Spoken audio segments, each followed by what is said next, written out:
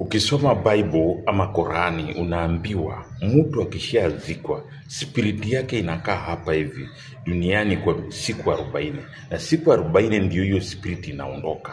Sasa tukiangalia tangu Raila azikwe, siku ya 40 ilikuwa ni ile siku Natembeya alivamiwa. Sasa hiyo spiriti ya Raila ilitoka tayari, ikasunguka Kenya hii ikitafuta mwanasiasa yenye itaingia, ikakosa, na ilienda tu ikaona mtu mwenye hako ndio mwanasiasa mwenye sujani nani ni Natembeya. Sababu ya hiyo spirit kuingia kwa Natembeya, number 1, Natembeya ndio mtu wa kwanza kufanya ile mila ambayo wakati ile Raila alifanyia yule kijana wa Malwa, kijana ile ya kupeleka ng'ombe na kuitana mambo ya joy. Yeye ndio mtu wa kwanza kutoa hizo ng'ombe.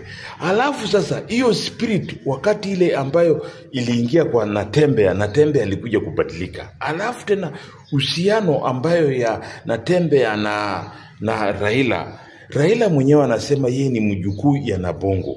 Alafu kuna uhusiano ya kisemeji na mambo mengi ya Wajaluo na Wabaluya.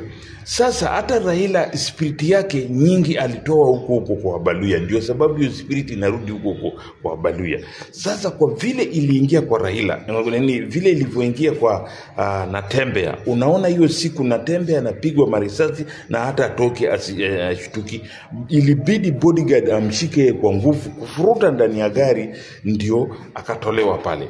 Na sasa pia nyinyi sasa mjue masemeji ya Wabaluya ambaye ni Wajaluo, inabidi nyinyi yote ungeni yule mtu ambaye ako na spirit ya Raila ambaye ni Natembeya. Ifikapo 2027, aamini usipaamini, siasa yenye Natembeya ataanza kupiga itakuwa the same na ya Raila ama itakuwa zaidi ya Raila. Leo ni hayo, ni mimi Papa Ideo.